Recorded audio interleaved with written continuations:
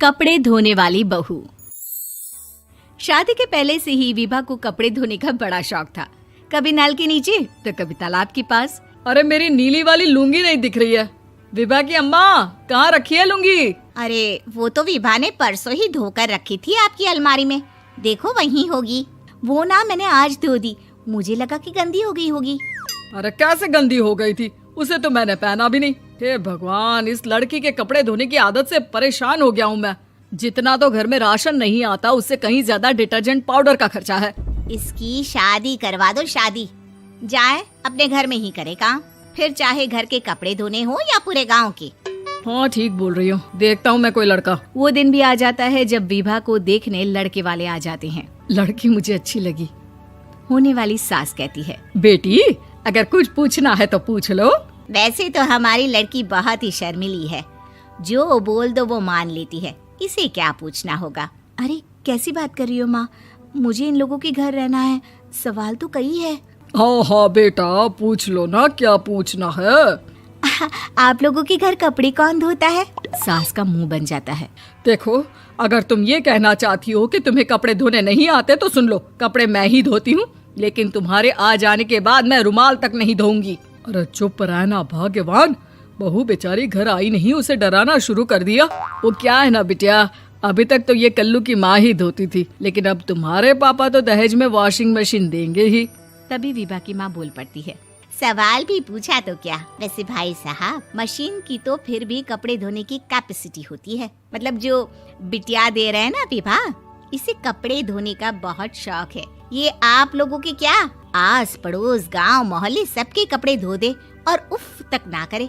बाहर देखा नहीं आपने कितने कपड़े सूख रहे हैं, सब हमारी बिटिया ने ही तो धोए हैं। बस भी करो ना माँ, शर्म आ रही इतनी तारीफ सुनकर।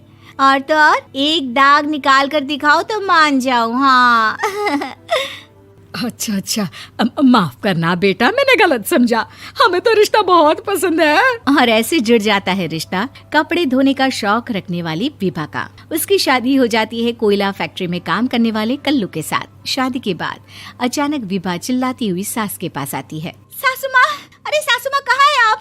ये तो धोखा है, धोखा दिया आप लोगों ने मुझे। इसे ससुर के चक्कर के बारे में पता चल गया। अरे तो उसमें तुझे क्यों धोखा मिला है? अरे नल में पानी नहीं आता, कपड़े कैसे कब धुलेंगे? अच्छा तू पानी नहीं आ रहा उसकी बात कर रही है। तो आपने क्या सोचा? कुछ नहीं। अच्छा तेरी माँ ने कहा था कि कपड़े धोने का शौक है तुझे, याद आया मुझे। शौक बोलकर कपड़े धोने वाले मेरे जुनून को कम ना आके सासू माँ, कपड़ा धोना मेरा गुरूर है।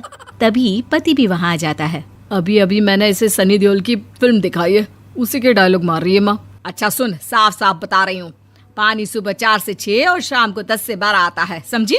विभा टाइमिंग सुनकर हैरान हो जाती है। ये क्या भूतों का मोहल्ला है? सुबह 4 बजे उठकर कौन कपड़े धोता है? 4 बजे टंकी में पानी जाता है, फिर सारा दिन धोना ना, किसने मना किया? अरे कैसी बात कर रही हैं? 200 लीटर की टंकी में कितने कपड़े धो लूंगी मैं, सुबह ही उठ जाऊंगी मैं। अब क्या था, विभा सुबह 4 से लेकर रात के 12 बजे तक कपड़े ही धोती रहती। एक रोज सास पड़ोस से निकलकर कहीं जा रही होती है कि साथ वाली कहती है, हाँ कल्लू की माँ, जरा ये बताओ कि 2 साड़ी है, 2 ब्लाउज और एक पेटीकोट और एक नाड़े वाला लंबा कच्छा। हाँ तो? अरे तो क्या, कितना लोगी धुलाई ये बताओ। धोबन दिख रहे हैं हम क्या?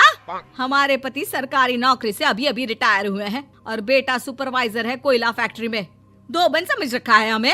हाय रे कल्लू की अम्मा, माफ कर दो, वो तो मोहल्ले में यही सब बता रहे थे कि तुमने बहू को कपड़ा धुलवाने के काम में लगा दिया है। सास को पड़ोसन की बात सुनकर गुस्सा आ जाता है। वो घर पहुंचती है जहां घर के बाहर ही इतने सारे कपड़े सूख रहे होते हैं जितने कि किसी धोबन के घर पर। अरे ओ कल्लू की दुल्हन, बाहर निकल। माँ जी यहीं आ जाओ, बाथरूम में चादर धो रहे हैं हम। अरे अभी हम धोते हैं, तुमको बाहर निकलो। ये आस पड़ोस वाले बोल रहे हैं कि हम बहू से कपड़े धुलवा कर उसे कपड़ा धोने वाली बना दिए हैं। अरे छोड़ो ना माँ जी, किन लोगों की बातों में आती हो? आस पास के लोगों का तो काम ही होता है कि वो किसी तरह सास बहू को लड़ा दे। बहू सारे घर के कपड़े धोती है, ये क्या कम है? बोलिए। सास को भी लग जाता है कि वो बहू का ये सनकीपन नहीं छुड़वा सकती, इससे अच्छा है कि खुद ही चुप हो जाए।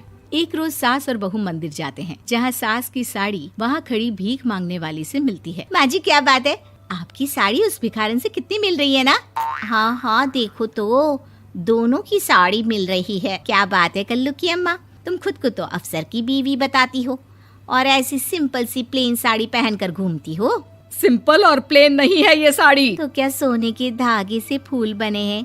कुछ भी सासू माँ, कुछ भी। हाँ बने थे इस साड़ी में सोने के धागे से फूल। मेरे पति लेकर आए थे मद्रास से स्पेशली मेरे लिए 10,000 की। ताहे भाई साहब इस भिखारन के लिए भी सेम टू सेम साड़ी लेकर आए होंगे 10,000 की। सास उस वक्त तो कुछ नहीं कहती, लेकिन बहू के साथ घर आती है और अलमारी से एल्बम निकाल कर लाती है। ये साड़ी देख रही है, ये वही साड़ी है जिसे मैंने अभी पहना था। इस साड़ी में ये जो चमकदार फूल दिख रहे हैं ना, ये सोने के धागों से काढ़े गए हैं। लेकिन तू लोकल वॉशिंग मशीन ब्रश से घिस घिस कर सारे फूलों को निकाल कर साड़ी प्लेन कर दी। मुझे माफ कर दीजिए सासू माँ। और तो और, जब मैंने तुझे तेरी गलती के लिए कुछ नहीं कहा, लेकिन तूने तो सबके सामने मेरा मजाक ही बना दिया। क्यों? बहू को समझ में आ जाता है कि अब से उसका कपड़े